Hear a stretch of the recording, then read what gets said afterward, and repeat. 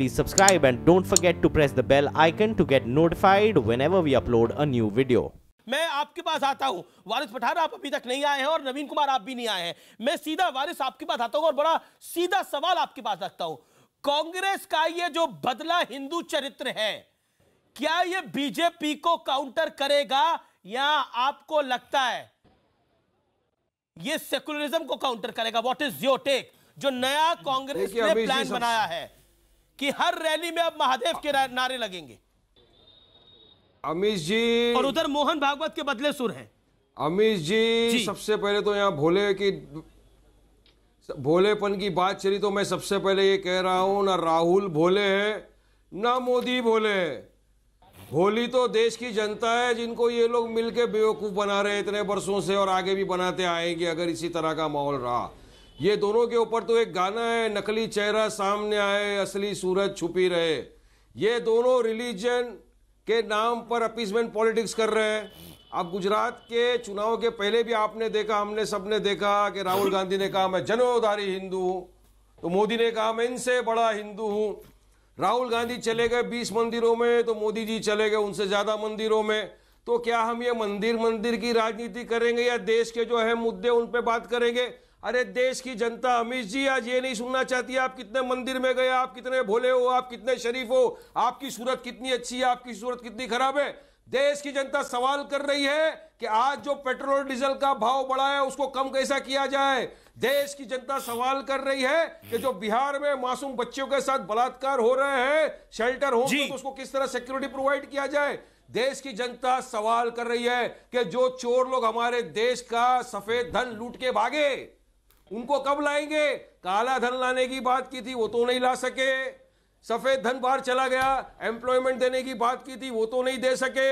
आज बेरोजगारी बढ़ गई है, देश में महिलाएं असुरक्षित हैं, उनके लिए तो कोई नहीं। पर क्या वारिस मेरा जो मौलिक सवाल था आपसे, नहीं बेसिक क्वेश्चन, वारिस का सेक्युलर चेहरा नहीं अमित जी आप सुनिए, मैं सुन रहा हूं। मेरा मौलिक सवाल था क्या हिंदू वोट ही जरूरी रह गया है? गांधी का सेक्युलर चेहरा तो सबके सामने आ गया। जरूरी रह गया है, सेकुलरिज्म के चोले उतर गए हैं। तो 25 सेकंड में इसका जवाब दीजिए आप। देखिए इतने वर्षों से कांग्रेस ने मुसलमानों को, दलितों को सिर्फ एक वोट के लिए रखा। हमको वोट दो, हम राज में रहेंगे, तुम्हारा सिर्फ वोट लेंगे। मगर क्या किया मुसलमानों और दलितों के लिए कांग्रेस ने इतने साल से सत्ता में रहकर? बताइए मेरे को। कुछ नहीं किया। बल्कि प्रणब मुखर्जी जो 50 साल तक कांग्रेस में थे वो जाते आरएसएस के हेडक्वार्टर पे और हेडगेवार जिसने हिंदुस्तान के मुसलमानों को सांप कहा था उसको सन ऑफ द सोल उसकी तारीफ करके आते हैं। और बीजेपी भी कोई कम नहीं है, ये कांग्रेस और बीजेपी दोनों एक। ये देखिए बीजेपी क्या कर रही है, गाय गंगा दंगा मंदिर। अब इनके पास यही एक सेकंड कांग्रेस में बड़ी टिप्पणी करी है, मुझे आलोक का पर्सपेक्टिव जानना पड़ेगा, फिर मैं आपको बताता हूं। नवीन, मैं आपको पक्का मौका दूंगा। और नवीन, मैं जानता हूं आप अभी तक डिबेट में नहीं बोले, I will give you a fair chance, लेकिन आलोक शर्मा का रिएक्शन यहां जरूरी है। आलोक शर्मा, आप बड़े व्याकुल हो रहे थे मेरे सवाल के ऊपर कि ऐसा आप क्यों कह रहे हैं। बीजेपी के हिंदुत्व की काट के लिए कांग्रेस की प्रचार समिति ने रणनीति तैयार करी है। जो मेरे पास जानकारी है, राहुल की रैलियों में बोले बम का नारा लगाया जाएगा। और जो अभी वारिस पठान बात कह रहे थे कि आपने मुसलमानों को भी ठगा और आप हिंदुओं को भी ठगने की बात कह रहे हैं, उस पर रिएक्शन क्या है आपका?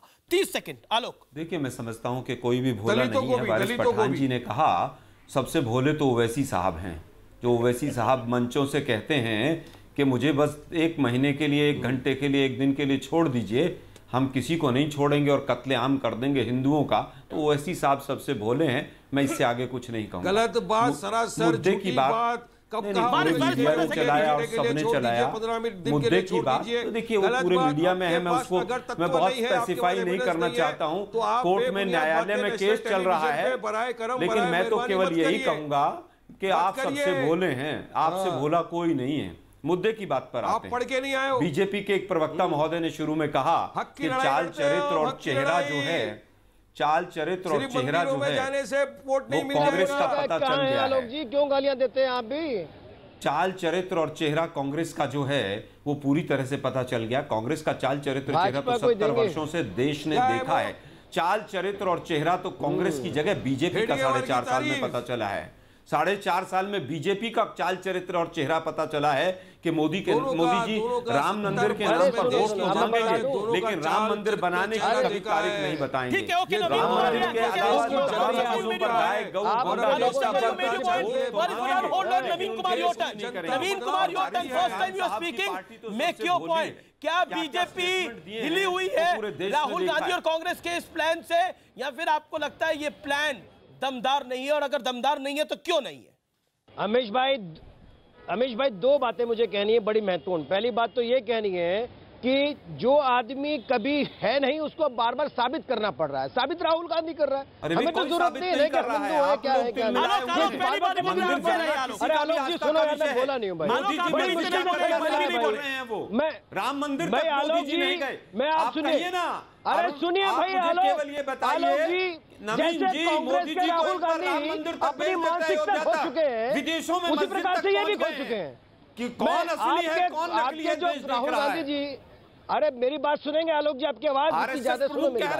आलोक जी, जिस प्रकार से राहुल गांधी अपनी मानसिकता खो चुके हैं, वैसे आप सुन के लोग भी खो चुके हैं, चाहे वो आलोक शर्मा हो, चाहे वो आचार्य प्रमोद किशन या प्रमोद त्यागी जी हो, ये सब अपनी मानसिकता खो चुके हैं। अरे सुन लीजिए मेरी बात भाई, मुसलमानों के बिना हिंदुत्व अधूरा है, मेरी बात तो सुन लीजिए। आरएसएस के प्रमुख कह रहे हैं। अरे भाई, और सवाल कांग्रेस से हो रहा मेरा कहना ये है कि आप अपनी मानसिकता खो चुके। सुनो भाई, मैं जो कहना चाहता हूँ, कांग्रेस के, मेरे को बोलने दीजिए भाई, मैं आपसे बहुत दूर बैठा हूँ।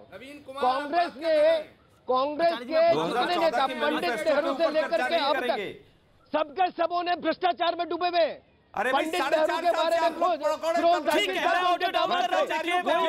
मुझे लगता है एक एक करके बोलना चाहिए, सब अपनी बात है। क्या आलोक शर्मा आपने अनफेयर करा, नवीन कुमार पहली बार डिबेट में आए थे, आप उनको 40 सेकंड बोलने देते। कांग्रेस की पार्टी, उनको आप 40 सेकंड बोलने देते, आपको मौका मिला अपना।